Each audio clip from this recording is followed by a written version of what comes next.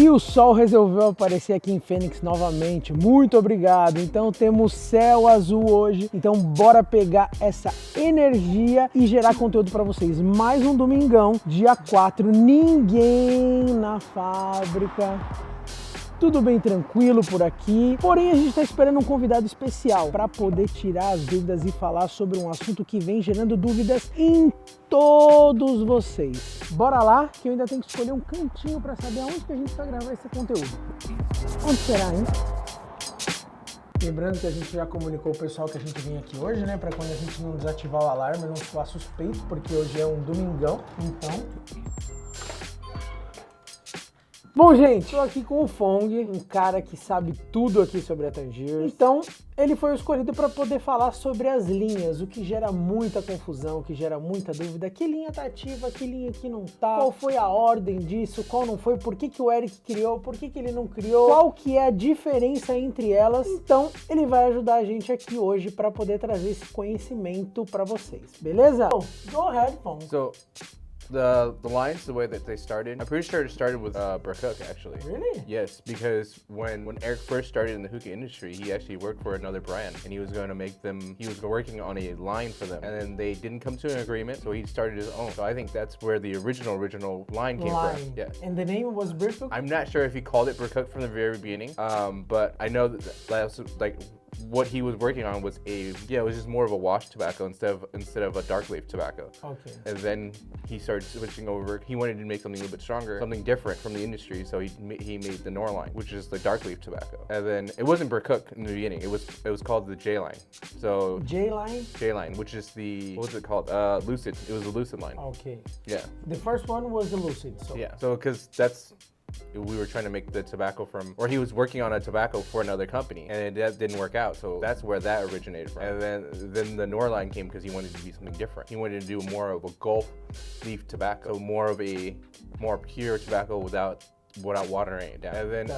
And then after that came the caffeine line. Oh, okay. Just because he wanted to see what it'd be like to add a little caffeine to it, just to see what the difference between a little caffeine, a little nicotine, and you know, like that's how a lot of people like to start their day. You know, a little bit of caffeine, a little bit of nicotine. Yeah. And then after that would be the Burley line, which is just a stronger. I remember when Burley came around, we were talking to our reps, our tobacco rep, and they came to us and told us that they were explaining the different leaves, different cuts, explaining to us like why certain years the nicotine is a little bit stronger, certain years the nicotine is a little bit softer.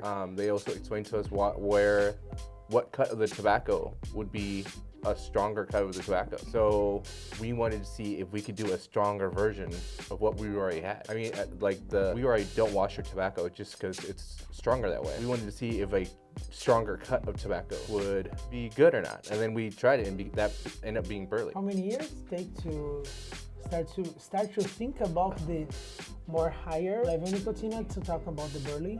So Burley came around, I remember we were in Mission Gorge, and I remember the reps came by and we were talking about just different cuts of tobacco. And I think that's where it sparked the idea for Eric to do the Burley line. So I want to say, I don't remember what year it started, but it took us a couple, you know how we do things. We test and test and test and test and test. So it took us at least a year and a half to get Burley to like where we wanted it, because we were just not sure. We weren't sure if the industry was ready for it, if people wanted something stronger, or people were like, a lot of people already thought our tobacco was already too strong. So why would we make something even stronger? But then there's some people that smoke our stuff every day and they're like, it's not strong enough. So we saw a need for it, and then we made it. But it took us a long time to get it right. And then also it wasn't just making the line, it was every single time that we make a line, we have to test every flavor on it, see what flavor works with it and what flavor doesn't. And then we have to test, you know, sweeteners, and we have to test out like the grooming process. We have to test the process first to see if it actually could be made into hookah tobacco. And then after that, we have to test the lines on it, or the flavors on it. And it takes a lot of time.